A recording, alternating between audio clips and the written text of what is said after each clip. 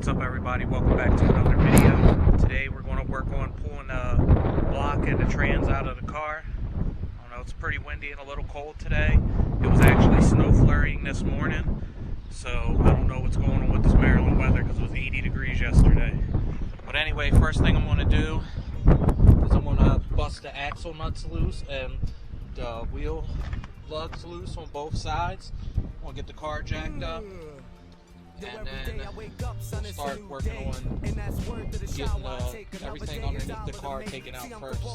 Alright, so now that I have the car jacked up, I'm going to take this 12 out, get this bitch pin out, and then we'll work on loosening up the intermediate shaft next. So the intermediate shaft is undone, shift linkage is undone. So next I'm going to take off this bracket right here, this inspection plate, and this guy right here. I'm also going to remove this oil temperature sensor out of the oil pan. I went ahead and removed the two bolts from the torque mounts on both sides. I also drained the transmission fluid, the wheels off, so right now I'm going to remove the cotter pin and undo the lower ball joint. This guy right here, it's the best tool you can buy for ball joints. It's like 20 bucks at AutoZone. I'm probably going to have to take the shock bolt off to get the axle out. So I have both axles out now. So now I'm going to undo these two 19s on the rear T-bracket, and that's 17 right up in there. And hopefully this is everything I have to do underneath of the car. And we can move up to the top.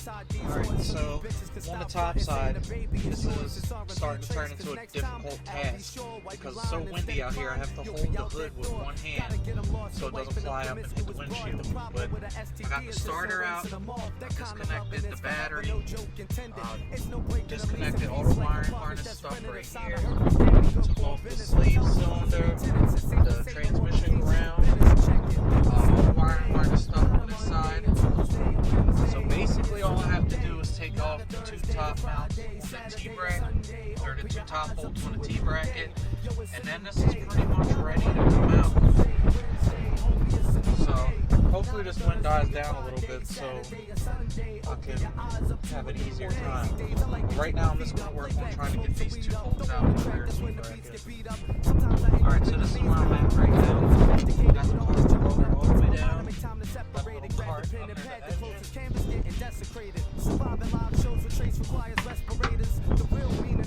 Got the back mount off. The T-bracket's just sitting on there. And I also had to remove this pipe right here that goes to the here. So right now I'm just going to loosen up this mount here and here, and hopefully the engine isn't connected anywhere else. And I'll jack the car back up, put the jack stands on there, and jack it up on the subframe and slide this right out in front. The motor's got all its weight on the cart. It's off the car. Just have a couple of pieces that I need to maneuver so it'll slide out. So basically now I have the car on jack stands. So I'm going to let the jack down and start jacking it up from the subframe and get it up there to pull the motor out the bottom. Alright, so the motor's out the car, transmission's separated. This thing's super disgusting. Can't believe how greasy everything is. I promise this will never happen again. In the engine bay, everything's super dirty. So we're going to start to clean this up probably in the next video. Alright, so that's pretty much going to wrap up this video. I'm not sure how interesting this was to watch, but I'm trying to keep you guys updated as possible on this car. If you guys have any questions, like always, just leave them at the bottom and I'll get back to you. But until next time, like, comment, subscribe, and I'll catch you guys in the next one.